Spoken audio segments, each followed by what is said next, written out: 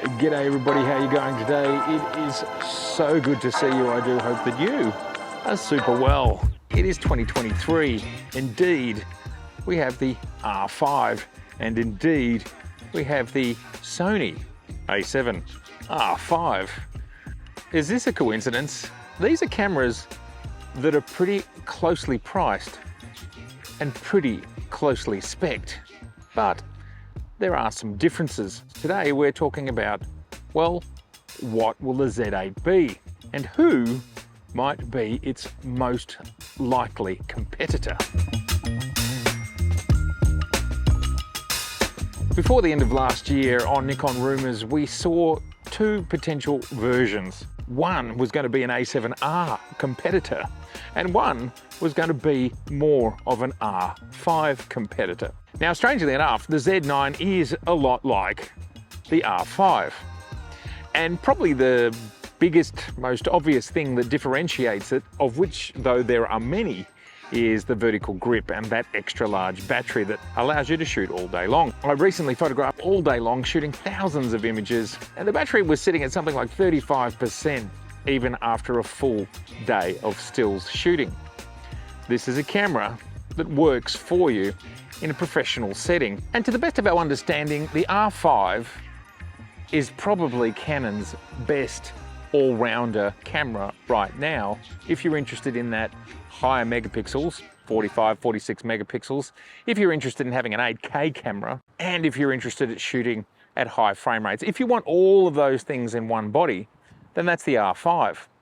Now, the Sony A7 R5, again, is similar. It's a high megapixel, 61 megapixels, does shoot 8K with a bit of a crop, and does have fast frame rates, reasonably fast frame rates. So look, it's not up there with the R5. So there's lots of trading specifications, trading off specifications between those two cameras. When you've got this grouping of cameras, R6, R6 II, R5, A7 R5, and the A7 IV, what would Nikon's next camera be? What makes the most sense? It's complicated, isn't it? You've got to make sure it's cheaper than the Z9. I think that's kind of the first point. And if we're looking at those two cameras, the Canon R5 and the Sony A7 R5, they're both just below $4,000 US, depending on whether there's promotions and sales on. 3,700, 3,900, they're in that price point. Z9, 5,500. So that means even a Z9 is actually not that much more expensive if you're talking about, say, 4,000 versus 5,500. And of course, you can find it on special here and there. Here in Australia, the RRP, the recommended retail price, is 9,000, and I've seen it as cheap as something like 7,600, 7,700 on Amazon. I don't know if that happens in the USA, and of course, bringing it around the $4,500 mark. The Z8, I'm guessing, has to be below 5,500. I'm guessing it's below 5, who knows? And thus, if it's anywhere in the 4s, it's very, very close to those two cameras, the R5 and the R5. If Nikon go the Sony route and do 61 megapixels, that's fine. I think we can all understand where that'll be, where that'll sit, and I suppose it's going to be similar to the A7 R5. I can't imagine that Nikon's technology, although they did it with the Z9, they pushed a little bit further beyond the A1. That's one potentiality. That's one way that this could land.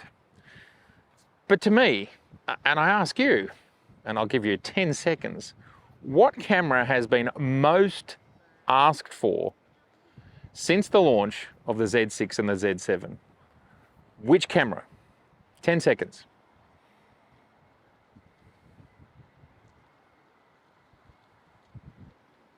And the most asked for camera, I believe, in the Z range is the D850 replacement. What might come a close second is the D500 replacement, but we're not talking about that in this video. So the D850 replacement would be, to me, the camera that the world, the majority of photographers, are most interested in. It's a highly robust all-rounder camera for the DSLR space. So what does a D850 replacement look like? I mean, we have started to hear about, as megapixels climb, that diffraction starts to become an issue as you get over 50 megapixels, 60 megapixels and beyond. So somewhere in there, somewhere between 45 and 60, it sounds like it starts to become an issue.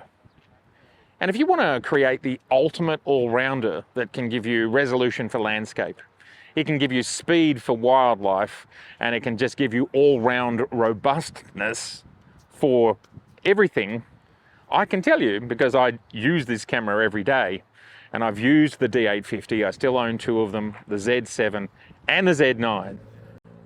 Almost 46 megapixels is really enough for all occasions, and getting that extra bump is something like 1200 extra pixels on the long end. It doesn't really make a great deal of difference.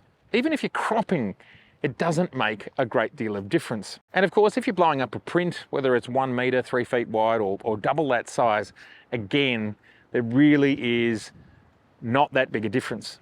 So we've got these two options here.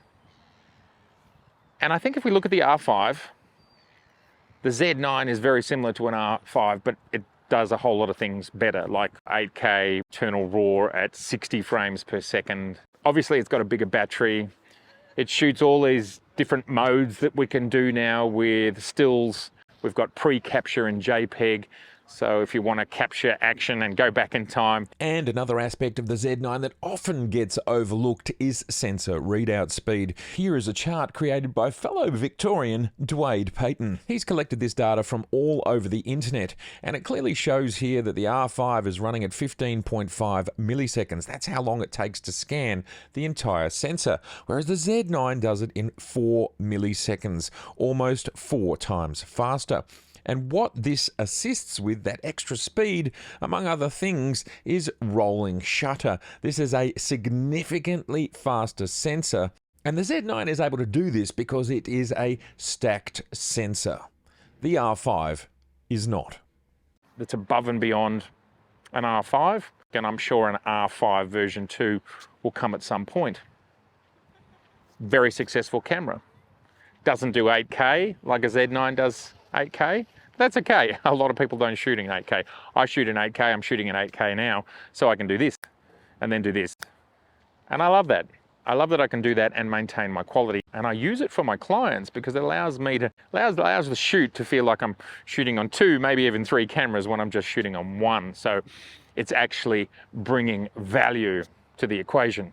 To sum it all up, from my perspective, the D850 replacement is still the same sort of megapixels. It's still got good, I mean, the bottom line is, if the Z8 is a cut down Z9, you have got so much power. And even if it's got less 8K recording time because it doesn't have the same heat dissipation, but the reality is we're another year or more on, there could actually be another generation of the XP7 chip. Like, who knows?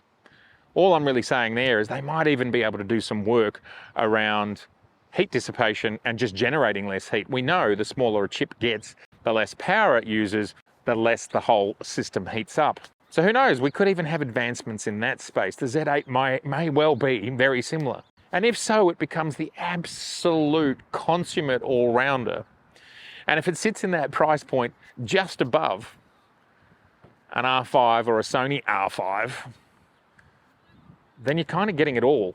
That to me is the compelling place where if you drop that camera into the world today, we've currently just seen the arrival of the Sony A7 R5, which is high megapixels, but it's slow in a lot of other ways. It is not a fast sensor. And it's the same with the R5 and some of those higher end specifications where we're really pushing the envelope. Well, it's starting to push the R5 around. Think of a camera like that, essentially a D850, around 45 megapixels, shooting at 20 frames per second, giving us 8K video and all the other awesome stuff that's in the Z9. There's just so many things. This is one hell of a camera. We've got this awesome glass, and because it's cheaper and smaller, to me, this actually becomes Nikon's ultimate all-rounder for more people. It's more accessible for more people. It's more accessible to go into your bag, and it's more accessible for your wallet. Who knows? Like, who knows what's next? Hopefully, as I've said, new financial year, hopefully we will hear something. But I'm excited for either potentiality. But if you want that D850 moment, if you want that consummate all-rounder, I personally don't feel it's chasing the more niche market of the 61 megapixel camera. We can see by the absolute epic success of the Z9 that so many people have embraced that sensor, that speed, and all of the qualities that come with the Z9. I just genuinely think that the Z9 style Z8 is a larger market. And if you're Nikon, this is a commercial endeavor. You've got to just chase your largest markets first, and you slowly go down from there. Now, I know the Z9 isn't that, but Nikon had one other thing that they had to do, which was to show their flagship and to show that their technology existed and to show that they were still in the game. That's done now, and now we go from there down. That's my theory. I would love to know your theory in the comments below. Please do let me know. Do you think it's going to be the 61 megapixel version? Do you think it's going to be the 45 megapixel version? That's what we saw on Nikon Rumors, was those two potentialities. I've heard some people talking about 70 and 80 megapixel versions. I just think with the issues of diffraction, I don't personally see that happening.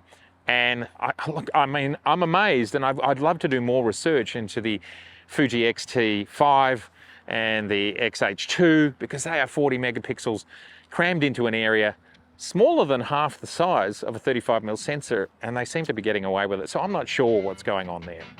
Anyway, do let me know your thoughts, and I look forward to seeing you soon. All right, bye for now.